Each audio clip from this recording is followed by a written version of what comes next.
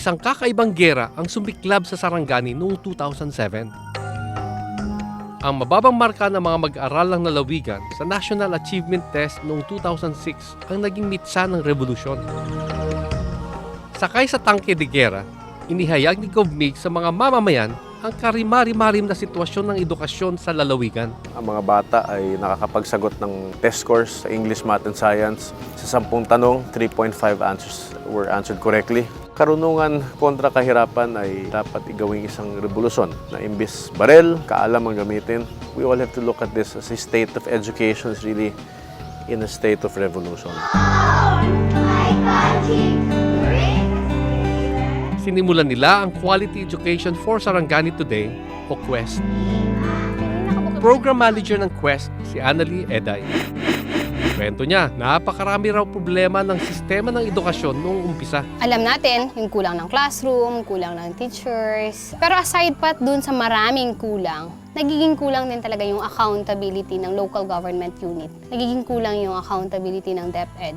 Nagiging kulang yung accountability ng parents and ng community leaders para sa edukasyon. Mas lumalala raw ang mga kakulangang ito sa mga paaralang malayo sa kabihasnan. Sa noong 2007, kung ang teacher-pupil ratio ng nasa baba is 1:32, sa taas naman meron pang mga schools na isang teacher for 249 students. Sa bundok, walang mga upuan. Hindi nila alam kung anong mukha ng aklat nila. Hindi nakakarating doon. So ganon ang disparity with upland communities. Kadalasang mga katutubo ang mag-aaral ng mga paaralan sa kabundukan.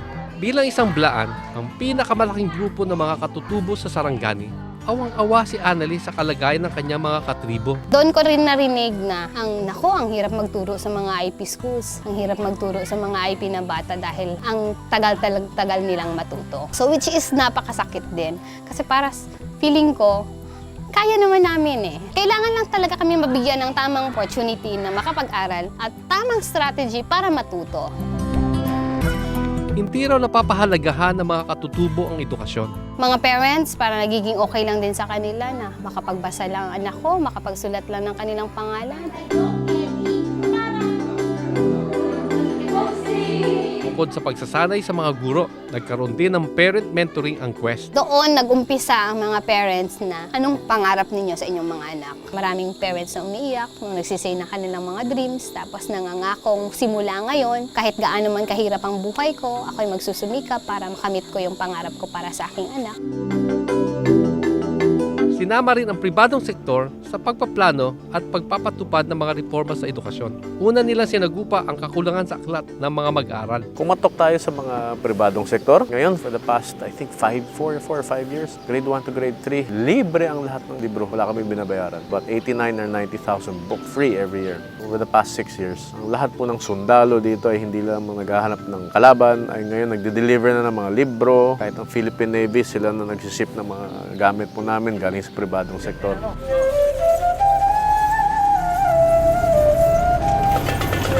Dumayo kami ni Annalie sa isa sa mga pinakamalayo nilang paaralan. 3 oras na biyahe sakay ng 6x6 na truck. Akyat baba kami sa mga bundok at 6 na beses tumawid ng ilog. Minsan, batang-bata, gumigising ng 4 o'clock para lamang makaabot ng school ng 7:30. Tapos, pag galing ng school, nakakauwi na ng bahay, alas 6 na o alas 7 na ng gabi. So yung buong childhood nila ay nako-consume ng paglalakad lang para lang makapunta sila sa paaralan. Sa mahabang panahon, ito ang naging kwento ni Jerome Tua, isang blaan at grade 3 student sa Sufan.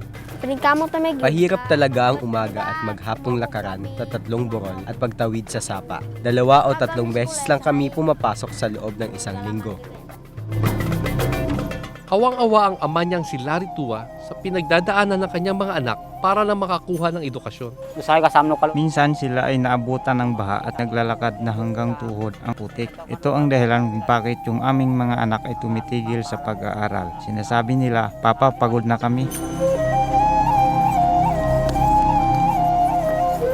Madalas 3 sa 10 mag-aaral lang ang nakakapasok araw-araw sa Sufan, hindi na nakapagtatakang 1% lang ng lahat ng katutubo sa Sarangani ang nakapagtatapos ng kolehiyo. So we thought of idea, why not have students live on campus so that children of the Lumad ay makakatira mismo din sa eskwelahan at makakapagtapos.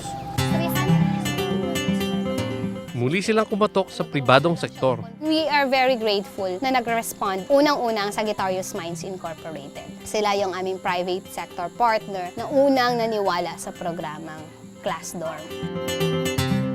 Nagkaroon ng tinatawag ni GovMigs na kape at tinapay sharing system kung saan pinaghahatian ang responsibilidad upang matagumpay na mapatupad ang programa. Hindi pwedeng gobyerno lang, kailangan andon yung may ambag din ng komunidad, may ambag ng Department of Education. Kaya sa amin pong class dorm, sa 200,000 nakapagpatayo tayo ng 2-story building at saka mga parents ang nag-construct. Samantalang yung mga nanay nag-prepare ng merienda. Tumulong si Larry sa pagpapatayo ng class dorm sa Sufan. Tabong lagam. Bakit? Paano nakakatulong to sa iyo? Kaya from Hindi na naghihirapan sa paglalakad at kung gabi sila ay nakakapag-aral na dahil mayroong ilaw. Ito ang class dorm, isang proyekto sa ilalim ng Quest program na kung saan itong first floor ginagamit nila na classroom tuwing umaga. Paggabi, itong second floor ginagamit naman na dorm ng mga estudyanteng napakalayo ang bahay dito sa eskwelahan. Ang 4 na anak ni Mang Larry ay nakatira sa class dorm ngayon. Pagkain ay responsibility ng parents. Saka nagsasalitan sila sa pagbabantay ng kanilang mga anak dyan. So may this week, etong na nanay. Grupo ng nanay per sitio yan sila, nakasityo-sityo. Sa aming pagbisita, nakita namin ang benepisyo ng programa sa mga bata. Simula nang kami nakatira sa dorm, nakakapasok na kami at nakakapag-aral araw-araw. Napakahalaga ng edukasyon para sa aming mga blaan. Ang pangarap ko ay para sa aking pamilya. Balang araw, gusto ko na ako naman ang susuporta sa kanila. Noong nakarang taon, nagtapos ng high school ang unang batch ng mga katutubong blaan. Sa 49 na graduate, 36 ang nasa kolehiyo na ngayon. Si Annalie ang naimbitahang magsalita sa kanilang graduation. Sabi ko, tama na siguro na ang laging tingin sa atin ay napakababa. Mababa ang tingin sa atin dahil sa hindi din tayo magsumikap na itaas yung ating dangal. Kailangan natin na magkaroon ng laman ng ating utak para taas noo tayo na makakapagharap kung sino man ang nasa harap natin. Sa pagtutulungan ng lahat ng sektor sa ilalim ng Quest, nakapagbukas ng 28 primary school, nagawang elementary school ang 54 na primary school, at nakapagpatayo ng 10 class dorm. Ang responsibilidad ay hindi lamang natin ibibigay sa DepEd o sa mga kaukulan. Importante ang responsibilidad ay sagot ng bawat sektor. Pag hindi nagkakaisa, principal, DepEd, ang LGU, ang barangay, at ang parent, hindi po magiging successful ang eskwelahan. Hindi maikakaila ang resulta ng kanilang pinaghirapan sa pinakahuling National Achievement Test na hindi lang kamangmangan ang kanilang napagtagumpayan. From bottom ng performance in the achievement score, bottom kami in the region, ngayon po ay number 1 na kami sa buong region. At mas mataas pa yung aming achievement score than the National Capital Region in the national average.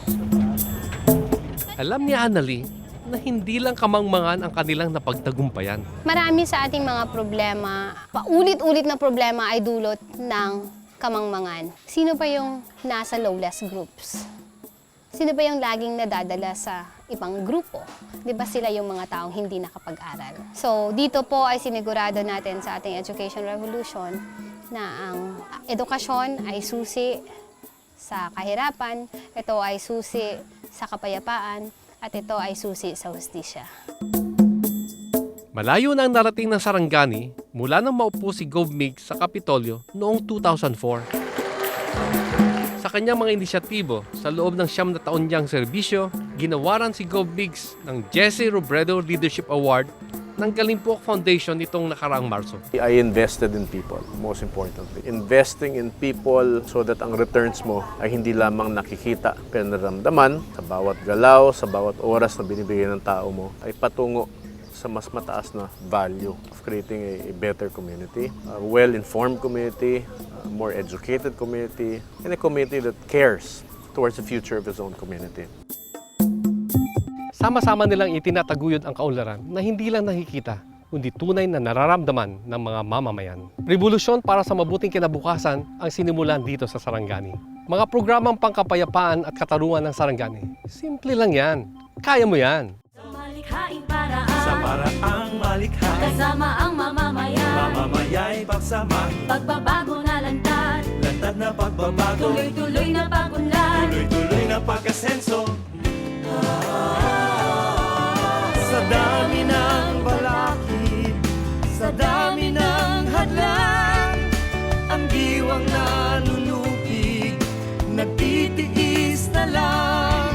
Ngunit huwag kang papayag, huwag kang pabubuhay. Tadhanang ating palad, nasa ating kamay. Ang sabi ng iba, ang galing ng Pilipino, magaling namang isa, mandaraya, manloloko. Ang sakit sa tenga kahit di mo matanggap, ganyan daw talaga, yan ang sabi ng lahat. Subalit dun sa aming mumunting komunidad, na mayani ang maraming kabutihan ng hangad. Pinaghusay ang lokal na gobyernong niluklok, pinagpalat na tanghal na isang galing puok. This program was brought to you by the Development Bank of the Philippines.